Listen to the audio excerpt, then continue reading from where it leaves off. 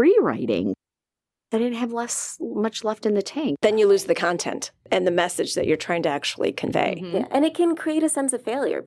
Going from conception to brainstorming to outlining to starting with not a blank piece of paper. Welcome to N.E.T Collective, where we navigate everything together, from classroom to college to careers and beyond. I'm Kay McBroody, career coach and founder of Waterville Partners. I'm Vinita Patel, school psychologist in private practice. I'm Ruth Hayes, education professional and founder of Full CO Prep.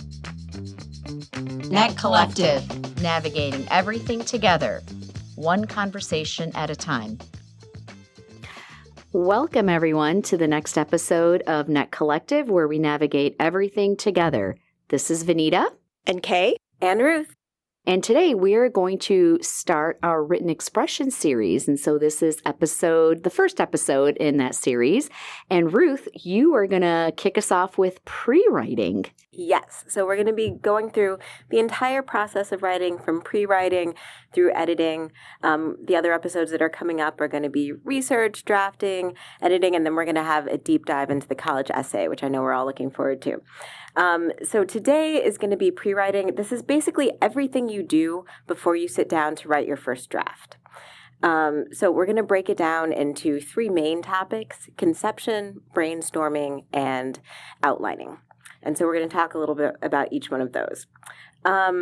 So the first one I want to talk about is conception. And this is kind of the pre-thinking. This is before you're even doing an outline. This is just kind of thinking about what you want to do. So the first part of that is to consider your audience and your genre. So what kind of writing is this? Is it technical? Is it scholarly? Is it narrative? Is it fiction? And think about what you would need to do to fulfill each of those.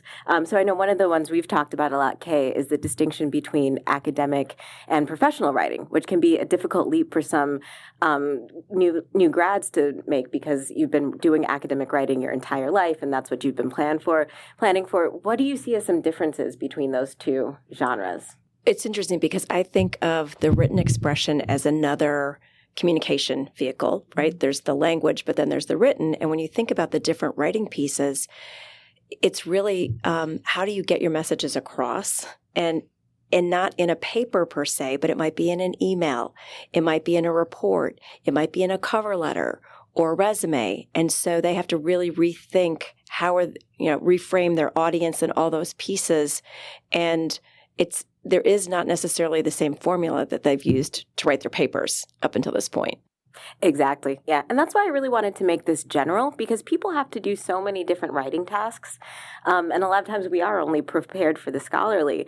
And when you can think about what those abstract steps are, you can prepare yourself a lot better. Writing emails is a great example. I've received plenty of messy, disorganized emails, and I always put a lot of time into that, even just thinking about what you want to do, what you're trying to communicate and convey. Well, and even handwritten notes are something that you don't see very often. Mm-mm. And I always say to my clients, if you really want to stand out, I mean, that's great if you send a thank you email, but what if you actually wrote one? Oh, yeah. I mean, it's a lost art. It is. So you can, again, how do you write a crisp thank you note or something? Mm-hmm. Exactly. And honestly, I feel like physical objects are getting so much more precious because everything is digital and everything is online. So that's a great way to make yourself stand out. I'm a huge fan of doing drafts of something that I'm going to write by hand, because I know I only maybe got one of those cards. I want to use it wisely. Right. So I will go over drafts of something if, for a card for a new baby or something, just so I can make sure I have everything down.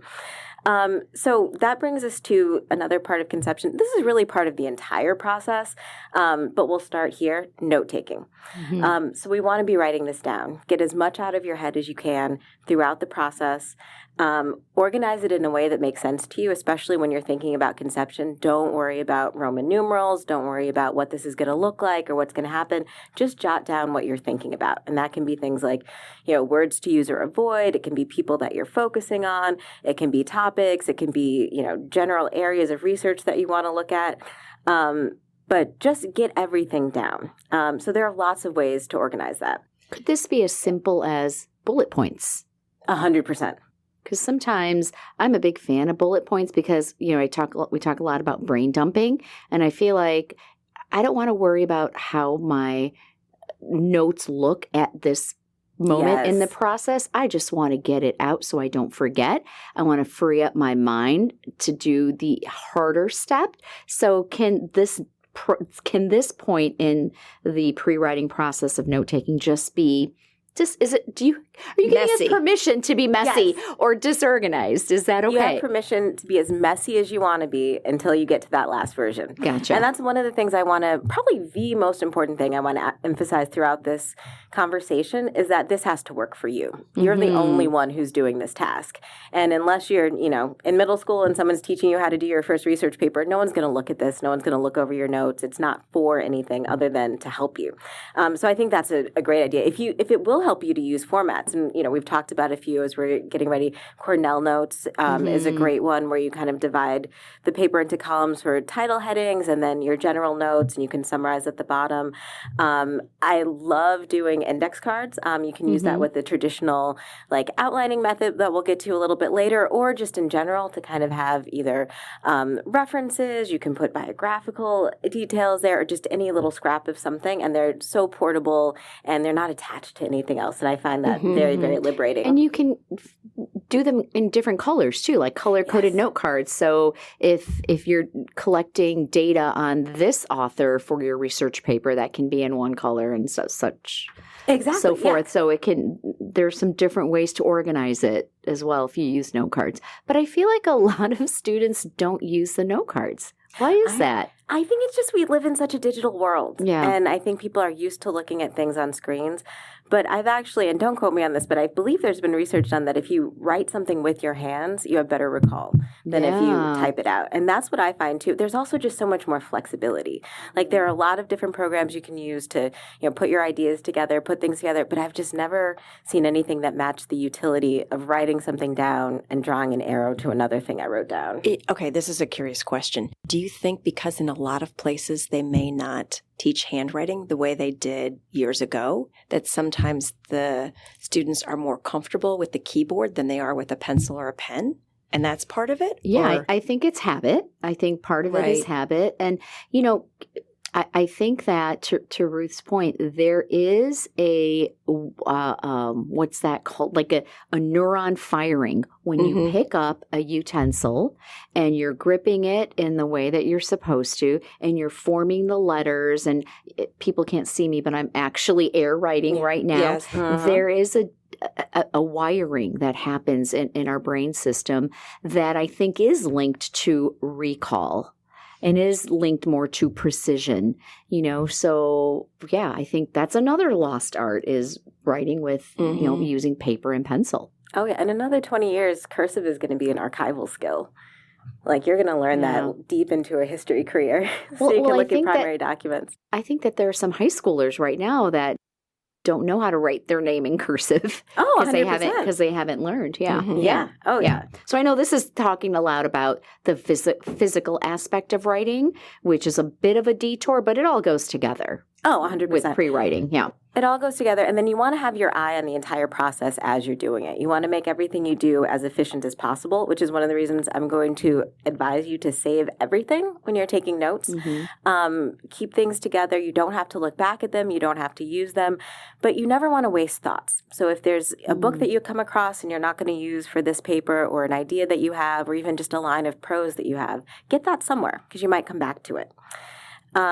And then also freestyle note-taking, just get a notebook, get things down. To your point, Vanita, about writing things down physically, that also gives you the freedom to draw things and to organize things more visually, because depending on the kind of learner you are, the way you organize information in your own brain, that's going to be more or less helpful for you. Meaning it doesn't just have to be words. It does not just have to be words. Right. Yeah. I'm a huge fan of arrows. And that's right. When we talk about outlining, we'll get there because I'm always thinking about kind of causality and how I'm making a logical link. So a lot of my very early outlines will just be single words with arrows in between them, maybe names. And then you can kind of fill in everything as you go. Also, with part of conception, I would say the initial research, and we're going to have a whole episode dedicated to research and doing a research project, so we won't get into that too much. But I will say finding books about your topic is something you need to do way before you make an outline, so that you can see what's there. You want to have most of your materials gathered before you do any of the next steps. Not all of them.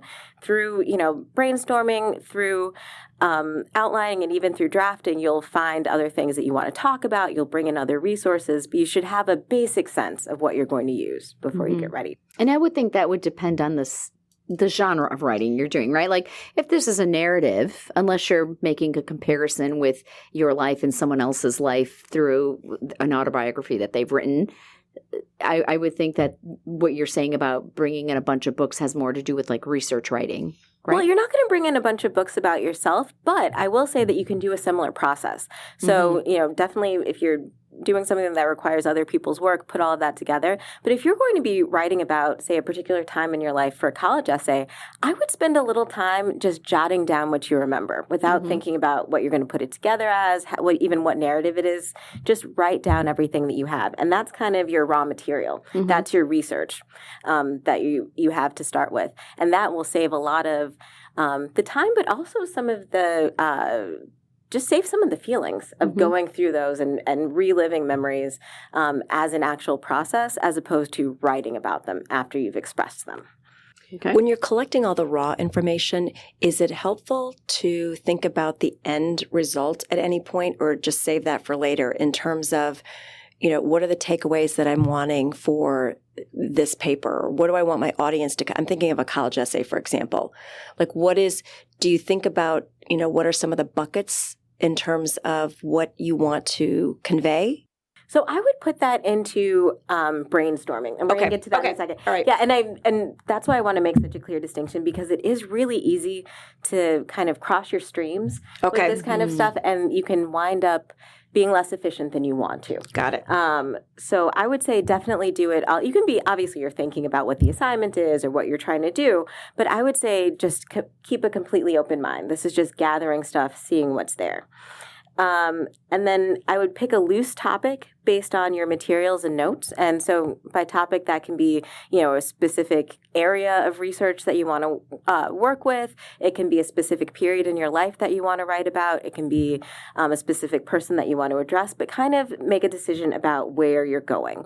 And that's really the culmination of the conception process, right? So you have an idea vaguely of what you want to do with this, and then you can start planning it a little bit more. The other piece that I would put into the conception bucket is just your executive functioning and kind of pre-planning the entire process. And we have a great episode about kind of how to do this, how to get yourself going on different projects. But Vinita, if you could jump in and just talk a little bit about how to plan for doing a project. Right. Yeah. Planning and doing, as we talked about in one of our previous episodes, they do rely on different skill sets within our brain. So you can have a great plan. And since we're talking about writing, we'll use that as the example. You can have a plan for writing. Like I am going to, here's the brainstorming. I have these ideas that I want to include. These are the words I want to include. This is a topic. But then stringing it all along together, that is taking it to another level. All of it is doing, because brainstorming is still doing, right? It's thinking and it's doing. So that's great. Once you have that part, then you have to string it all together. And if you think about writing in general as a whole, you think about all the executive functioning skills and behaviors you need to just write a paragraph.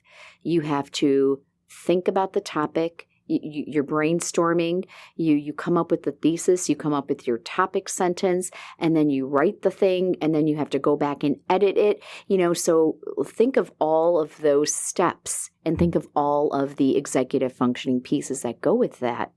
Just the writing, right? You have to organize your thoughts. You have to manage your time. You have to stay engaged. You have to be regulated. You have to be connected to the topic. So, there's certainly... we do find that of all the academic pieces, written expression is correlated with executive functioning because of all of those skills that I just mentioned. Yeah, it's literally the process of getting things from the inside of your skull to the outside of your skull. To the outside, right. Yeah. And that is why pre-writing is so important, and that is why I'm so glad you're breaking it down for us, because there was a time where I think pre-writing really wasn't really as emphasized as it is, and it has been for several years now, but I can't imagine not pre-writing for anything that I do write. Exactly, because you have to know where you're going. And that brings us right into brainstorming. And brainstorming is often confused with conception and outlining, but I really consider it a distinctive phase. So brainstorming is what happens after you've gathered those initial materials. You know generally what direction you're going in, but you need to think more specifically about what that's going to look like. So what argument do you want to make? What's your specific thesis? And, the brainstorming process is going to culminate in, if you're doing an argumentative piece of work, a scholarly piece of work in your thesis, in a loose structure if you're doing something more narrative or something professional, so that you know what you're doing when you sit down to write that outline. I think part of the distress that can come in from outlining is kind of sitting there and saying, well, wait, what am I actually trying to do here? This is challenging my way that I used to think about pre-writing, because I always thought that brainstorming came first. So brainstorming, you have to have something in what the are you storm, brainstorming right? for? Yeah, I think what clouds are made of. You need a little dust and water vapor or whatever. Yeah. So that, I think, can be really good, because brainstorming is a process. You're thinking about it. You're forming the information into something, the germ of something that you're going to turn into an actual piece of writing. Conception, you're not doing that. You're just gathering the resources you need to do that. And I think that can take a lot of pressure off of both of those phases of it, because when you're gathering materials, you can read an article without thinking about how you're going to use it or how it's going to fit into your thesis, because you don't have that yet. You're just gathering materials, you're taking notes, you're seeing what's there, and then you're honing that through the brainstorming process. Okay, so here's a weird question. Can you do both? Can you do some pre-brainstorming, if you will, or do some initial thinking in that, then do your gathering, and then do the conscious brainstorming that you're talking about? Do you mean at the same time? Well, or not? No, I mean, I guess I'm saying in concert. Yeah, well, but can you start with some brainstorming like you normally do with your process, then focus on the gathering piece, and then really do maybe the more formal brainstorming? Do you know what I mean? Yeah, I don't know. I'm just You're brainstorming ideas. I'm brainstorming ideas on how to do this. And that's why I put in like that first consideration. You're like thinking about it, and that's that's usually the word that we would use for it. But I'm kind of that kind of idle. All right, I have this thing. What are some things? What are some topics I could look at? What are some ways I could do it? We kind of have a few different paths in mind. Yes. When you're brainstorming, you've chosen a path, but you're not sure exactly how you're going to get there. Got it. Okay, I like that. So key elements of brainstorming, I would include free thinking. And this is just your subconscious. These are your shower thoughts, letting ideas and resources knock around in your head and kind of combine themselves. I think this is a very, very important part of the process, and also takes a lot of stress and pressure off of you when you are outlining and doing your drafting, because you've kind of chased down all these leads. You've let your mind do it. Sometimes you'll do this just without even thinking about it, without even noticing, and things will bubble up. I noticed, for example, when I became a parent, I had to start kind of planning in time that I was going to be thinking about this, because you've just got so many other things in your mind. But you can even be doing a different activity. So, for example, when I was getting ready to outline this episode, I spent some time, I was chopping vegetables for dinner, and I was just thinking about what are some different ways I can put it together. And then when I sat down to actually start taking notes, there was something there. Right. And you can do it with less pressure. And you may need to plan that in if your schedule is tight with caregiving or school or anything like that. And if Showers. you can't remember, right, that's just it. I think I said in one of our previous episodes, I do a lot of my thinking in the shower.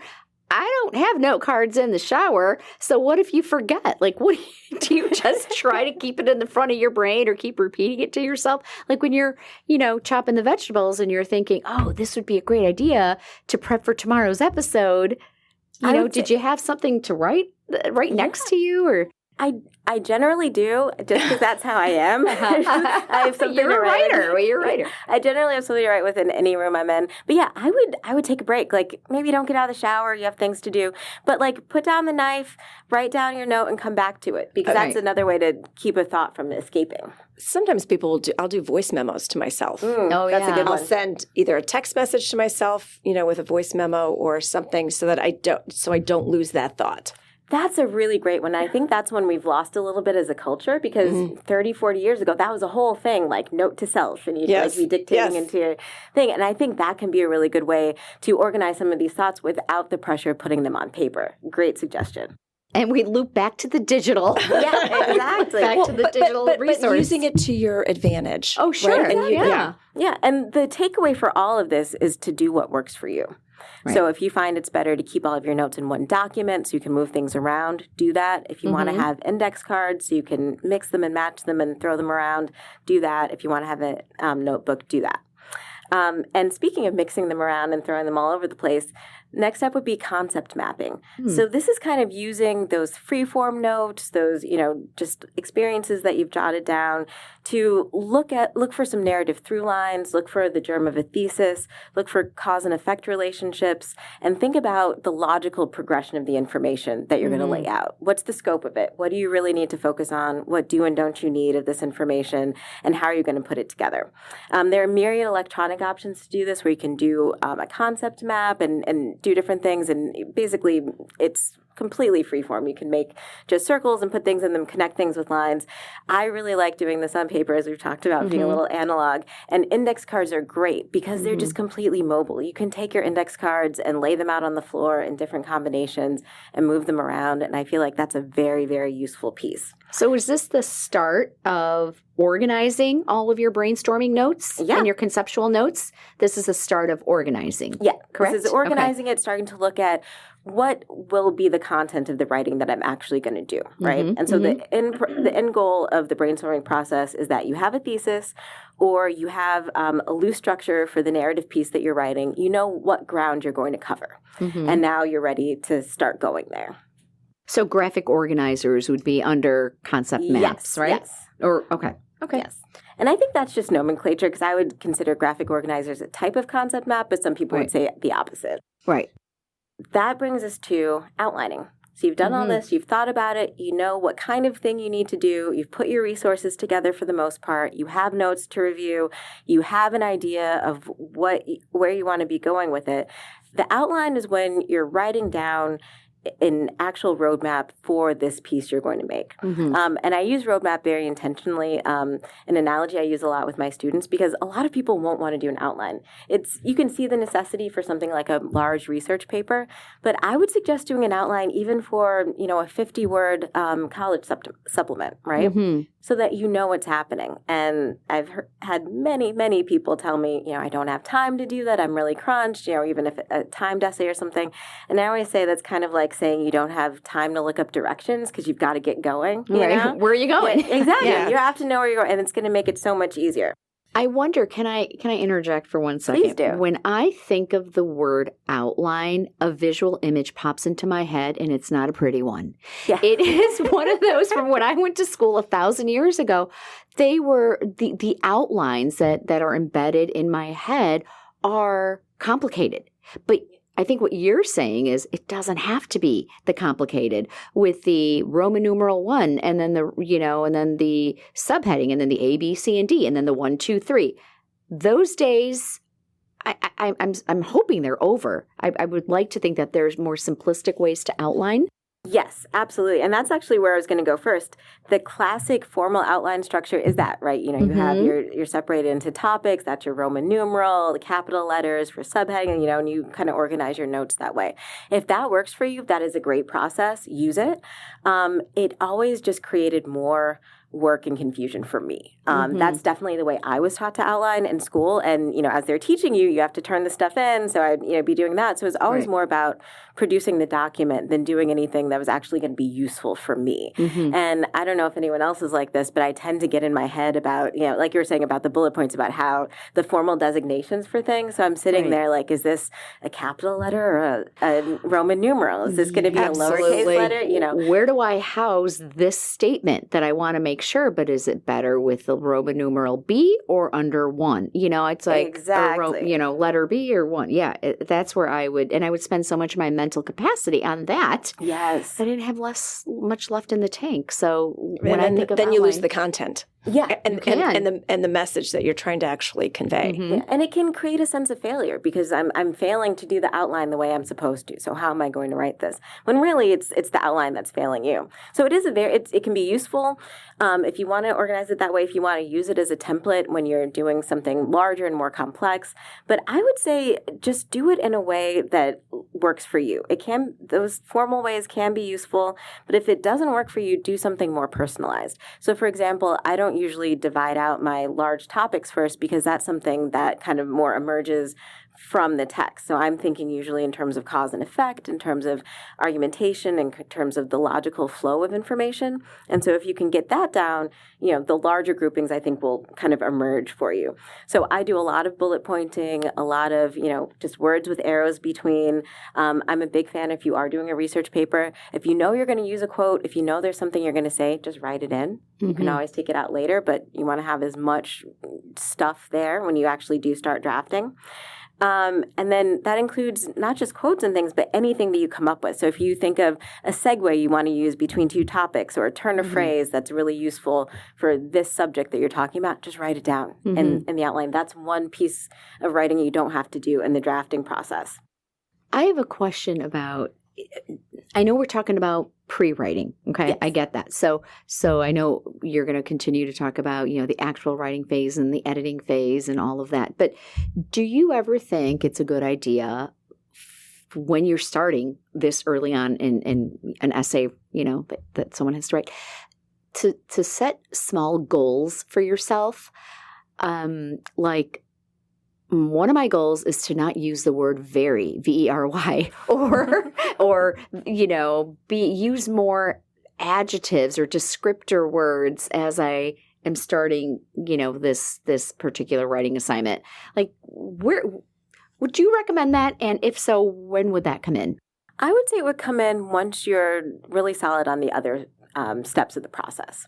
So, you're far enough advanced in your professional or academic career that you feel good about being able to synthesize information. You feel good about being able to get something down. And then it becomes more about really the nitty gritty of editing and thinking about word choice and word frequency and all those kinds of things. So I think it's good. I wouldn't think of it as a goal just in terms of the way you're kind of addressing it psychologically. You don't want to think of it as something you're trying to do, but it's something you're kind of keeping in mind. So I really like that. So one thing I'll do is I'll recommend students create a word bank. So if you've been overusing very, right, write down a couple of synonyms. If there's a particular noun that's going to be used a ton in a research paper, just write down some synonyms so you can cycle through them and not have to think about it. Maybe even beforehand. Oh, yeah. You could even start your own word bank. Exactly. Right. I've literally gone in around and checked off each time I used one to make sure that because word frequency is something that's a huge pet peeve of mine for some reason. Yeah. I'm always looking at how often I'm using things. So that can definitely help if there's something that you want to, passive voice is another one, if you want to make sure you're not doing that. Yeah. I was going to say, but that usually comes in the editing phase, right? Yeah. As opposed to maybe in this pre-planning phase. And I mean, when I've done it, I actually, I've got two in college now, but when they were younger, we had a dead word bank. And so there were dead words like very and some of these others. And we said, don't use those, and we would go back afterwards and edit those out. But I wonder if using that, not waiting until the editing phase, because so if you look at writing as a continuum, right? I wonder if it's better to be aware of that and practice that earlier rather than later. Be more proactive with the words you want to use or avoid rather than use them and then take them out. Yeah, if there's something that, if you're at the level where you're thinking about that, and especially, as you're conceiving the topic and as you're doing your brainstorming, you're thinking about, I need to work on my word choice or I need to avoid passive voice or anything like that, definitely do it. I would put that under take notes and save everything. Because if anything like that occurs to you, just jot down, I need to watch out for not saying the word lemur too much, right? Because we're going to be talking about a lot of lemurs right now. Right. So that can come at any time. And, whenever you think of something useful, it doesn't have to be on what you're doing. That's why I think it's so freeing to get rid of the Roman numerals, because you're never thinking this isn't the time to think about this thing. This isn't the time to jot this thing down. No, it is. It's right now. Do it. It's right now. Do it. Exactly. And that's why the pre-writing is so significant. It's such a significant step. You don't just ever start writing. Yeah. Even if it is a small paragraph, at least you can think about it and jot down a couple of things, right? Exactly. How much time do you think some of these steps? Is there like a guideline for how long these things might take people, or is it everybody's 100%. different? Yeah. Okay. Every piece of writing is different. Every person is different. So it really depends on how you are. If you really need to organize things visually and see what everything looks like, you might spend a little bit more time on, the brainstorming. For me, my outlines are very close to a draft because the blank white page is the most terrifying part of the process for me. So I'm doing my outline, but I'll write down whole sentences if I think of them. I'll put in whole things if I think of them. So really, the right way to do it is however it helps you the most and however it's most efficient for you. Well, and probably back to one of the concepts that you had talked about earlier, Vanita, is just to plan. When you're planning, plan your time so that you not only appreciate that there's now a pre-writing piece, but that you have to allot some time to that. Yeah, block that time out. Right. Whether it's in the shower, whether it's walking the dog or cutting the vegetables, you need to block out some of that time. Exactly. And that's something I've encouraged students to do. And I would encourage, professionals, or if you need to do, writing in your adult life, to try this as well. Like we were talking about before, make a checklist of every single thing you need to do to complete this project. And that includes like finding books, reading them and taking notes on them, making bibliography entries for them. Those are all separate tasks, right? And then I'll have them estimate how long it's going to take. So just write that down and then write down how long it actually took. And we can come back and review it. So I think that's a really good way to get a handle on your process. And then if you feel like you're spending way more time on something than maybe you should or you want to, that's something you can ask someone else about, for help with. So before we wrap up, you talked about the three what's the word? 3 phases of pre-writing. So can you just give us a 1 or 2 sentence overview of each phase? Absolutely. Just to wrap it up into a nice little bow. Yeah. So conception is basically deciding what you're going to do broadly. So what type of writing do you have to do? What's the assignment?